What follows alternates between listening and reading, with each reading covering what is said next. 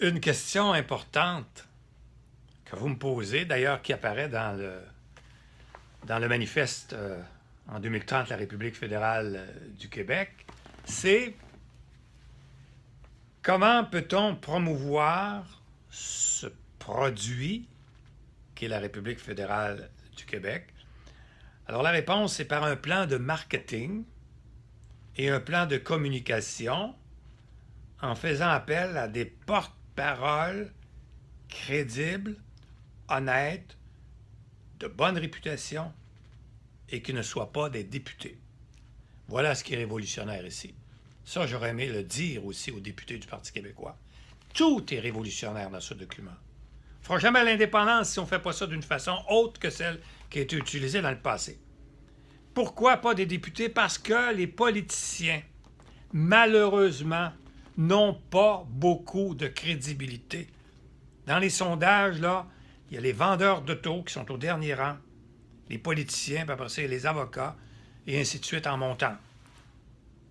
Alors, on n'a pas une bonne réputation, les députés.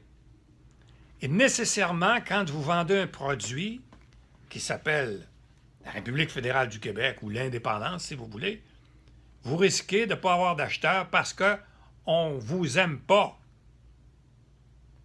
Qu'est-ce qui fait l'erreur de l'Écosse? Deux erreurs.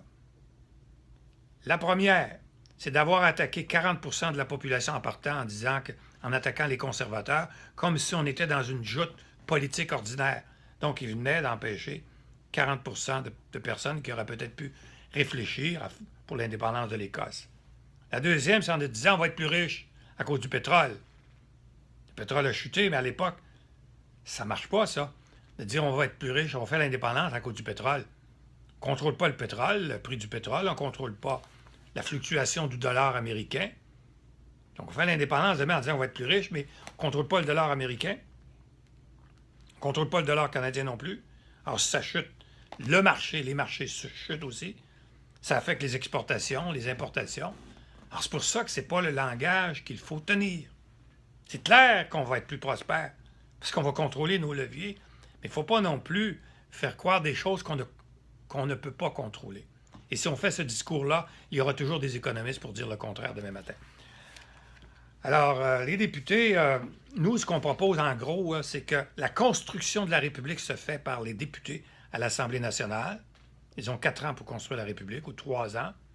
Mais au moment de vendre le produit à la population, vendre la République, vendre la Constitution, vendre le permis qu'il faut pour le conduire, pardon, là, on confie ça à la société civile, c'est-à-dire à des gens crédibles dans la population, qui ne sont pas des politiciens, qui sont détestés parce qu'ils sont des politiciens, qui ne sont pas non plus des artistes, qui ne sont pas aimés parce que pour toutes sortes de raisons, mais qui sont vraiment des professionnels crédibles en économie, en finance, en éducation, en santé, en relations internationales.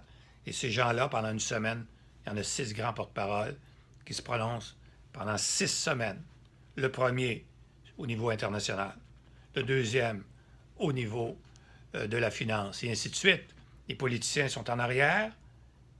Alors, prenons l'exemple. Aux dernières élections, c'était Mme Marois qui est au pouvoir.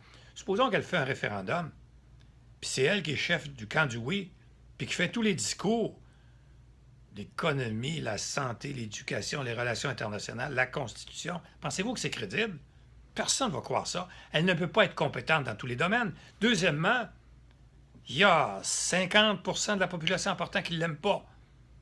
Pour toutes sortes de raisons. Je mets Mme Marois, mais ça pourrait être quelqu'un d'autre, là. Prenez le chef actuel ou un chef quelconque. Ça aurait été M. Pellado, il aurait vécu le même problème. Les gens qui ne l'aiment pas en partant n'aimeront pas son produit. Donc, l'indépendance se détruit par les politiciens. Il faut que les politiciens acceptent de s'effacer pour donner plus de place à la société civile, aux citoyens qui seront représentés par des gens compétents, qui vont leur donner l'heure juste, qui vont être capables de dire le côté négatif aussi, ou les arguments qui sont les inconvénients d'un changement radical, mettons, pour faire l'indépendance.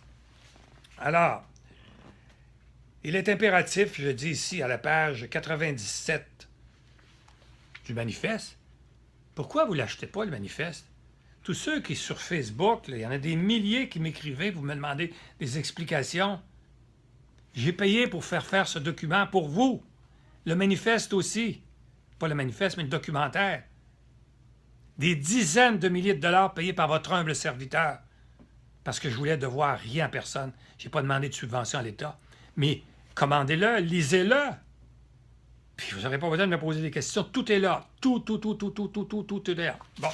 Alors, à la page 97, il est impératif qu'un plan de marketing, à l'instar d'un plan de communication, soit préparé longtemps avant la consultation populaire, entre parenthèses, l'Assemblée générale des actionnaires. Vous allez me dire, qu'est-ce que c'est ça? Oui, parce que on compare ça à des actionnaires. Les Québécois, les électeurs, seraient des actionnaires d'un immense propriétaire, actionnaires d'un immense territoire, d'une immense entreprise avec un chiffre d'affaires de 300 milliards, le 18e plus grand territoire du monde. Et là, on leur demande, au moment du vote, dans une assemblée extraordinaire qui est la consultation populaire, voulez-vous être propriétaire? Voulez-vous racheter les actions du Canada pour être propriétaire de cet immense territoire, je le répète, qui est le 18e plus grand au monde? Et là, les gens, wow! Ouais, là, ça devient intéressant, on devient propriétaire d'une immense entreprise. Un peu comme l'électricité en 1962, quand Jean Lesage a nationalisé l'électricité, 72-64, je peux me tromper là. Les compagnies d'électricité, c'était des compagnies privées, la Shawinigan Water and Power et d'autres.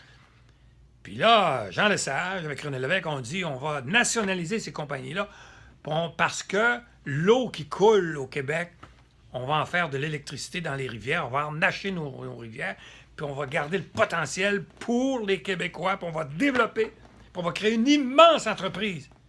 Il y a eu un référendum. Puis, Jean Lesage a gagné. On a nationalisé l'électricité. C'est sûr qu'on nous a traités de tous les noms. Les Anglais de l'époque nous ont traités de tous les noms. Communistes qui veulent... Bon. Et ça a marché. Et aujourd'hui, personne ne voudrait vendre l'Hydro-Québec. Mais ça, c'est la même chose. Multiplier ça par 1000 hydro, puis on devient propriétaire d'un immense territoire. Bon. Alors, c'est pour ça que je compare ça à une assemblée extraordinaire d'actionnaires. Il faut que ça soit préparé d'avance. Plus loin, à la page 98, on dit « En marketing, on fait d'abord la promotion d'un produit et non celle d'un objectif et du moyen pour l'obtenir. » Qu'est-ce que ça veut dire? Dans le passé, le Parti québécois a toujours fait la promotion de son objectif. On veut un pays. On veut un pays. Ça, c'est un objectif. Or, en marketing, en affaires, ça ne se vend pas un objectif. Quand vous criez « On veut un pays », votre adversaire crie « Ah, voici le pays, le Canada, le beau pays avec les Rocheuses, d'un territoire à l'autre, avec son armée, avec ses Jeux olympiques. » Ah oui? Qu'est-ce que vous pensez qui a gagné cette guerre-là? La guerre de perception, évidemment, c'est le fédéral, c'est le Canada. On crée un pays. On veut un pays, on veut un pays, on veut un pays. Nous avons un pays. Donc, on ne vend pas un objectif. L'objectif du projet Liberté-Nation, c'est de donner le statut d'État autonome aux régions pour faire de la nation québécoise une nation libre, moderne et prospère. Ça, c'est l'objectif. Mais l'objet, le produit, pour y arriver, c'est la République fédérale du Québec. C'est ça qu'on vend. Donc ça se vend facilement aux électeurs. Voici notre République, voici sa maquette, voici ce qu'elle est. Mais on ne dit pas on veut un pays. Alors c'est une erreur. Autre erreur magistrale, c'est de faire la promotion de l'usine. L'usine qui construit le produit, c'est le référendum. Alors quand on est en affaires, on s'en fout de l'usine. Moi, j'aime les gâteaux vachons. Je ne sais même pas comment ça se fait des gâteaux vachons. Mais je veux voir le produit qui est le gâteau, puis je le mange. Donc, on ne fait pas la promotion de l'usine, puis on ne fait pas la promotion du président de l'usine. Donc, quand on fait des référendums, puis qu'on met en tête le chef du oui, puis le camp du oui, si vous le détestez, vous n'acheterez pas son produit. Voilà. Alors, nous allons nous revenir, c'est-à-dire je vais vous revenir pour continuer sur cet aspect du marketing et de la communication, les erreurs qui ont été faites dans le passé et que nous, au projet Liberté-Nation, on ne veut pas répéter dans le futur. À bientôt.